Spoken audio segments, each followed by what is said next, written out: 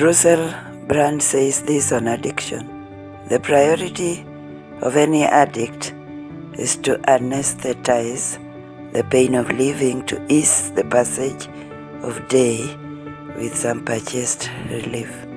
This tells us that addicts have some pain inside of them and they try to cover it, to anesthetize it.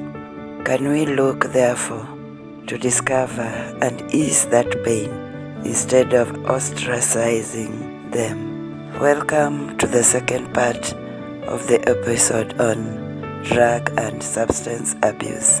Please remember to subscribe, like, comment, share, and click on the notification bell. Blessings. You get to a point where it so enslaves you that you cannot live without it.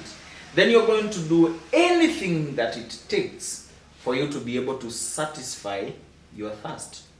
That calls for you to even sell things at home, sell even a piece of land, and you cannot be able to use that money soberly because you are selling so that you cannot be normal. You're selling so that you can forget either your problems. And sometimes people even engage in prostitution so that they can be able to just buy that what they need to they wanted to satisfy their thirst. And so yes, there is so much contribution from those poverties. And the society also enhances by buying things from these people, and especially these people who brew the local brews in a society. They easily accept things they know that maybe even it's not for this person, but he goes with something. A person can go with a TV just to get drunk that day, and the person selling will take this. You know, local brewers are in business, and I have also seen people who make that brew, and they don't drink it. Yeah, they don't. Yes. They don't. Because they're in business. And sometimes even people who help them, they really punish them harshly. I was reading a book, the one that I did as a set book in high school, called The Mine Boy. The South African story. And you'll see that the main lady in that story, does not allow those who are selling it to take alcohol or to be drunk, because they're going to mess up the business. And as long as they have made business, they know that these people will not always sustain to buy it, and they will not accept to go at a loss. So they will receive anything that comes along that will be able to maintain their business, because they're human beings. They will not allow themselves to go into loss. No, they cannot allow themselves. Yeah. But then isn't it unethical? Yes, even selling this brew, and get it right. And I want you to look at the history of many people, even in your village. I know that you're there, in your village, in your hometown, wherever you come from. Look at the people who have sold alcohol, the families of those who have sold alcohol or those substances for a number of years. You'll find that their generation, their families are like dying. And I want you to make a research on your own. And you'll see that this selling of these things, because they cause so much problem. Number one, they cause sometimes fathers. They deprive children of their fathers. They deprive wives of their husbands. And they also sometimes deprive children of their property, their inheritance. Yeah. There's a mother crying somewhere, there's a child crying somewhere. And when they also sell these brews and you're not in your normal senses, what happens? You end up doing, either you end up in very uncouth behaviors, some sexual immoralities that are not in line. So somebody's home is getting lost. And also, it is also a business that has a lot of connotation with witchcraft. And I want you to see every time the policemen go to pour these changas from some of these women, you'll find underpants there, you'll find sanitary towels, used sanitary towels, you'll find a lot of things that are poured from it. You can tell there is so much to do with witchcraft when it comes to doing some of these things.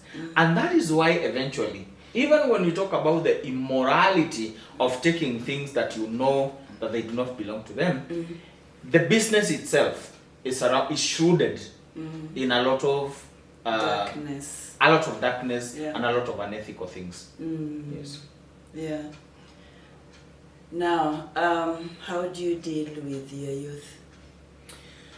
Now, there are ways that you can be able to deal, and especially with this addiction, when it comes to the youth. Number one, it is good to know your child.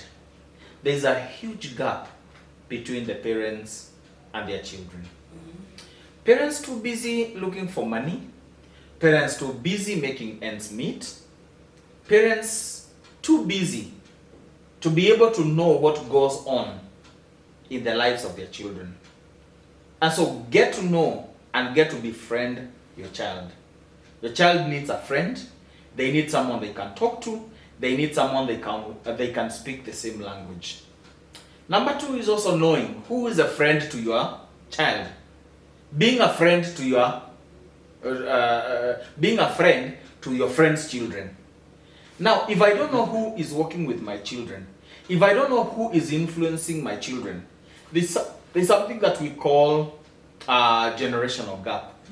Generational gap is the distance or the understanding of lifestyle and thoughts and our thinking from one generation to another. Now, I don't know whether you know that you have very little influence of your children. They are actually affected by people maybe 2 generations away from you. Because there's a huge gap between you and your child. Definitely, unless you give birth too young, it is normally from 18 and above. Of course, there's also give birth. So you can imagine 18 years is not a small name. And some of the parents will even have how many? Even 30 years gap between them and their children. But take, for example, my mother. My mother is 30 years older than me. And so her generation and mine, her generation will always be outdated when it comes to my generation. So I cannot be affected by her generation. And that is why we keep beating children to become like us when we were in youth, not understanding that they have their own age and they are people they admire, and definitely not us.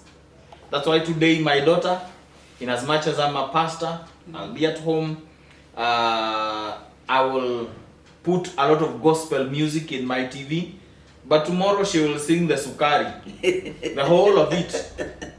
And you wonder, where did she learn this and what time? Because it's tunaikanga gospel peke yake. It's because the influence is from her friends. So unless you know who are influencing your children, it's very difficult to be able to deal with the drug issue on our children. The other thing is monitoring the purchasing power of our children. Being able to know, how do they use their money? What is their accountability? Do they know how to use their finances? Do we ask them how they spent their money? Or do we give them just the free hand? You just go and do. That's why you will find that a child goes, buys a cloth. And because you're not even present, on Sunday they will go to church with a cloth. Wewe unamuonea huko unasikia kukimbia kutoka kanisani. Because you do not even notice what they bought with their money. We do not monitor the spending of our children. We give them more of a free hand. And the fourth one is also being able to understand how they reason. What stresses them? What is their concern? Could it be even your absence is causing this child to seek solace somewhere else? What are the needs, and especially the psychological needs of these children? What do they want? Unless we know what they want, we can never give them a solution. We'll keep making noise, we'll keep saying that they're rebellious, we'll keep saying they are bad, and they are very good. They are able to study you, study your pattern of coming home and going out, study your friends and all that, and be able to do the same things right inside your house. Yes. Wow. How easily available are drugs and alcohol in our society? To you as an adult, it might not be very available. Because even if I ask you where today, if I ask you where cocaine is sold, you cannot even tell where it is sold. Yeah. But I am telling you that our children know where they are. They know those who sell them. At one time, I was dealing with a girl who was addicted to cocaine. And this girl was actually buying those cocaines at their gate.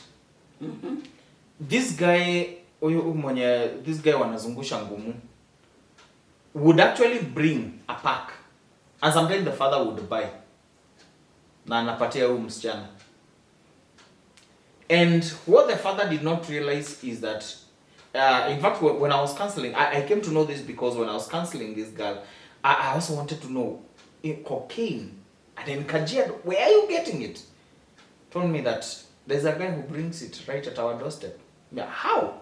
There's this guy who go around and they'll either sell them with the njugu, the njugus that are normally given, sometimes even on the road, and they have their code names which they'll use.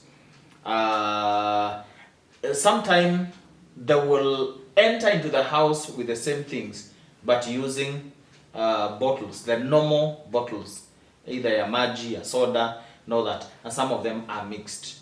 And so these children know where these things are sold. And that's what I'm saying, unless we are able to monitor our children and become friends, it might become very hard to know where they buy them and how they access those things. But eventually, when they do not have access to money, they'll definitely begin selling things in the house and stealing and doing all those kind of stuff. And sometimes if they are girls, sometimes they'll have to exchange their bodies to be able to sustain themselves. How effective are our what do you call it? Where these places where they take the alcoholics and for rehabilitation centers, rehabs? I would say that it's a difficult question. I've had a young man who was taken there 3 times. And until he made the decision, the last one that he completely changed, he did not have to go to a rehabilitation center. He just decided on himself, changed his mind, and said that enough is enough. I have wasted enough of my life, and I am making a change. So even when you take that kind of a person, if they have not made a solution within themselves that I am willing to change, you'll always find relapses. I've heard stories that some rehabs are actually business. They take even within there are people who supply drugs and all this. Like when you're dealing with changa guys, when you're dealing with those high-end drugs, like the cocaine, the heroin, all those, when you're dealing with them, these people, if you stop those drugs at once, they will have what we call the seizures. Not even seizures. Yes, it's part of it, but the withdrawal syndrome. And some of these rehabilitation centers, they have to manage them by giving them in controlled doses so that they can go reducing it up to. Yes. Now, you can imagine if they are there and they are free. If they will not take care of those things, somebody will make business with the same that are supposed to be used for positive work. Yeah, there are some that are used for positive, but I'm told there are some who have people bringing for business, not for rehabilitation purposes. Okay. Yeah. Let me not comment about it because I do not have practical cases of it.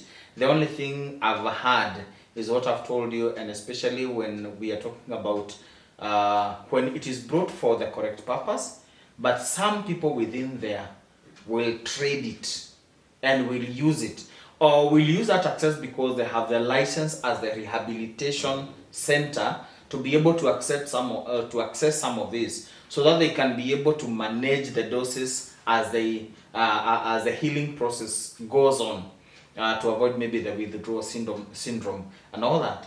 Some of them will do business with that, and this is the same case like you find in police cells, in police stations, Yeah. where bang is caught in large sacks and all that, and some of the rogue policemen will trade with it, steal some of it.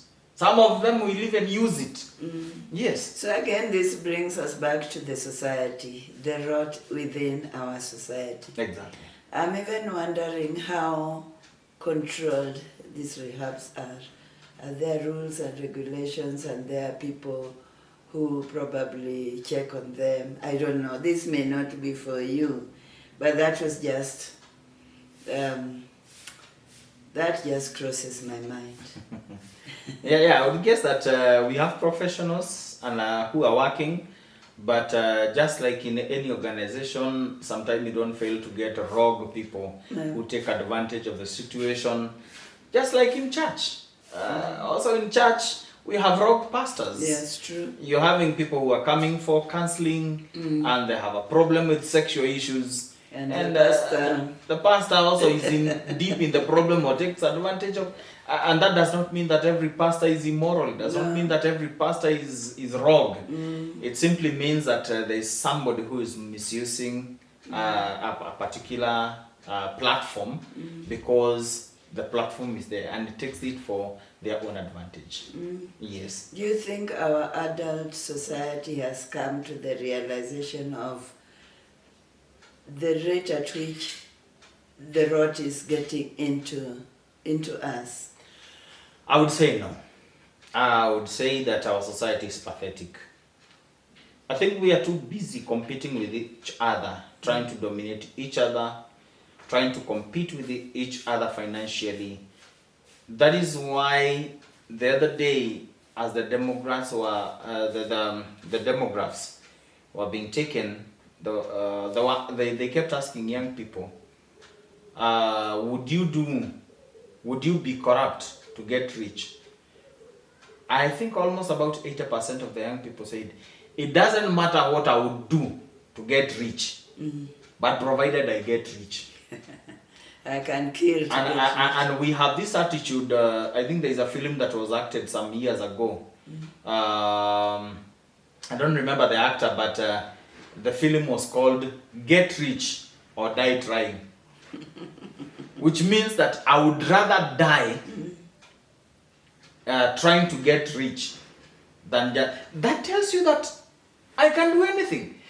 And if that is where now the parents are, because they're the ones dying to get rich, now the society behind them is watching and it is looking. And that is how the society is getting neglected. And that is how now it is causing children to turn to drugs. And that is how now again they are getting addicted into those. So it's a chain that is beginning from somewhere up there. Yeah. Yes. Finally, maybe there is something that you think we should have touched and we haven't touched? Yes. I would say that it is good for parents to know what kind of drugs are being used. and by what gender. Now, there are some of them that are very hard to note. For example, like Kuber. Now, Kuber is a drug that is normally kept under the lip. And there is also another drug, I don't remember its name, that is kept under the tongue. And a child can be in class and it is just melting. Some of them are very cheap, very, very cheap. There are also some of these parties that children are going. Some of them are very innocent, and that is how many are recruiting others into drug abuse. They go to these parties, and especially home parties, and they have what we are calling laced drinks. We have laced cakes and laced cookies, where things like bangi is cooked or is baked together with the bangi. And so a child will go there very, very innocently, take whatever they have, and eventually they end up crazy. And some of these things begin, sometimes they will like the experience. It was out of fear that they were not engaging into it. And sometimes out of it, they engage into sexual activities. If they happen that it did not traumatize them, they are likely to continue or want to be there again and again. And so it is good for parents to take note. What are the different cunning methods that the children are using? It is not a must that they pierce themselves. It is not a must that whatever they're using has a strong smell that you can hear, or strong scent that you can be able to hear. Some of these things are very hard to notice. They will not stagger, but they will become like zombies. There's a drug that has not yet reached Kenya, but is so dangerous that every time we see something in the Western nations, we always take caution. A drug like Flaka. Flaka is more like meth. Drugs that cause people to become like zombies. And once you take it, you are most likely to be addicted into it. And so there are so many challenges that parents need to have. Let the parents go into awareness. Indulge in knowing what is happening. And when it has happened, can you seek intervention as soon as you notice that this is a problem? Do not wait for it to be so aggravated and wait at the end, because you might deal with a monster and you might lose a child before that. You might lose a person before you even get to interventions. And please, it is good to rely on God. I would say finally that let us fear God.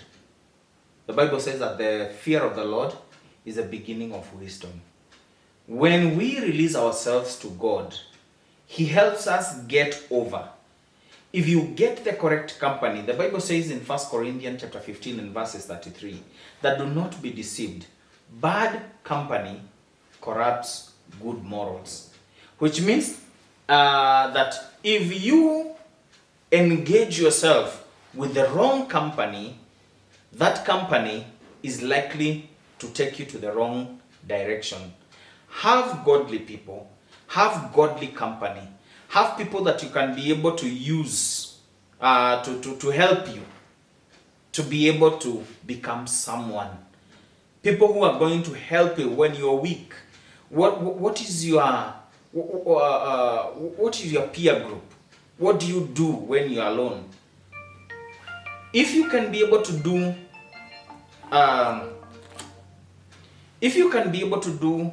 those, if you can be able to have a group that is able to help you be able to cope with it, be able to come together and do the right things. When you are so idle, can you have friends who can hold your hand? When you have a lot of money and you're in a church setup, there are things that you can be able to do that are so helpful. So a church also, again, if you're also balance-minded, the church is the best solution in dealing with drug addiction, drug abuse, and also recovery from drugs. Because again, Christ has the solution. He's able to get you out of there. He's able to give you a newness of life.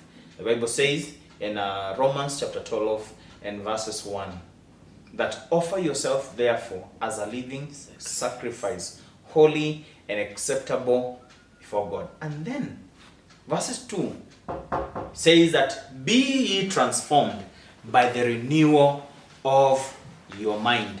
Change the way you think. When challenges come, make sure that you are able to change, to think in the right way. Let God influence you. Let God transform you. Think differently.